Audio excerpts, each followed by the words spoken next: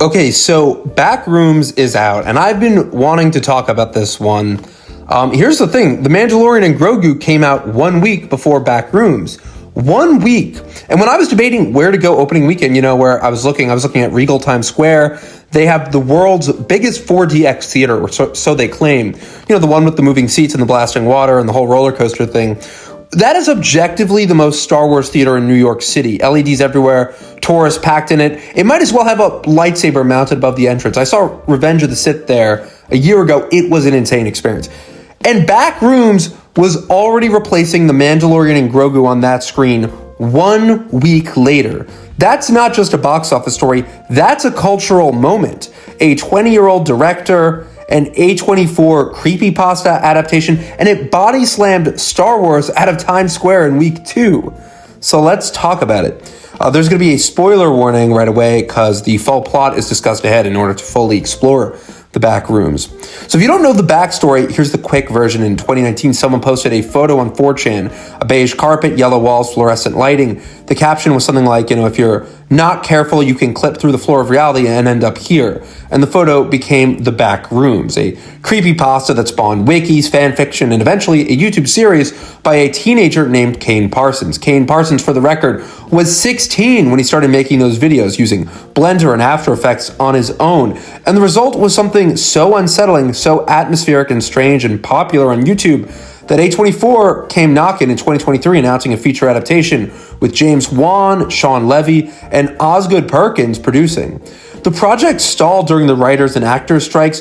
The original lead actress, Kristen Milotti, eventually dropped out and was replaced by Renee Renseve. I hope I'm pronouncing her name right. The Norwegian actress from The Worst Person in the World. Chiwetel Ejiofor came on board as Clark, and they built over 30,000 square feet of practical backroom sets in Vancouver, reportedly so convincing that crew members got lost on set during production.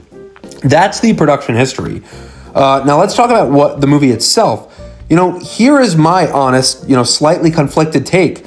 Backrooms is a really, really great movie, and it's not quite a masterpiece. Both of those things are true at the same time, and I want to explain, why without making it sound like I'm tearing this film apart, because I'm not. The movie earned its $216 million worldwide. The 88% on Rotten Tomatoes is legitimate. It deserves every bit of the praise it's getting. But I also think a part of understanding what this movie is requires understanding what it was always going to be.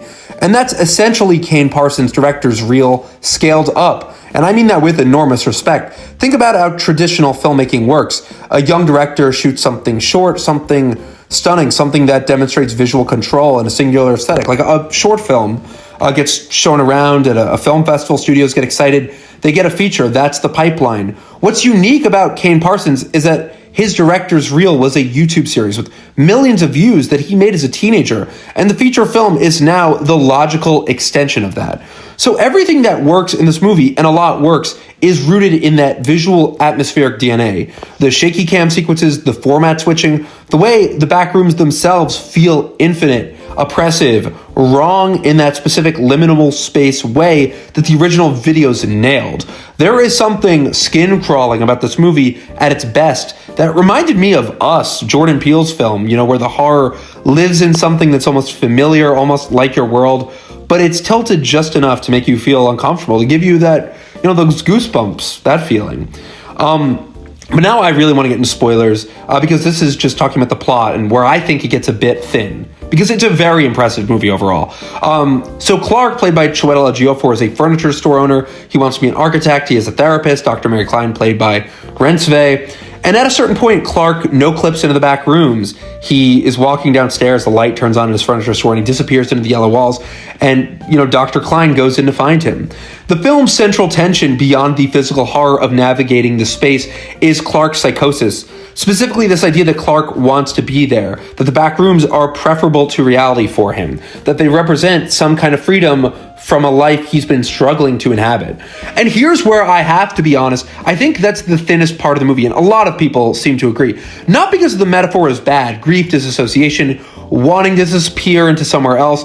Those are real ideas. The Babadook did it, Hereditary did it, even A Monster Calls went there. But in the back rooms, the psychosis, the idea of Clark choosing this place, it moves so fast, it doesn't marinate. You get a furniture store owner who wants to be an architect, and we never really see him build anything. That detail is just kind of there. And then the back rooms happen. The Captain Clark figure, this giant pirate mascot, misremembered memory horror entity, that is, in my opinion, inherently very creepy. That concept is brilliant. This corrupted childhood memory, something that should be safe and cartoonish, turned into a threat. Kane Parsons has a gift for that kind of wrongness and understanding how to build that into horror. But I think the movie tries to explain it too much. There's a therapist, framework, and narrative container, and it makes the film feel a little more traditional than it needs to be. The best moments are when you're just in it, lost with the characters, not understanding, wondering. You know, when the film's cutting between those moments of Clark exploring the back rooms, and then it goes into the shaky cam, like that's what the back rooms was built on. You know, that's the YouTube origin.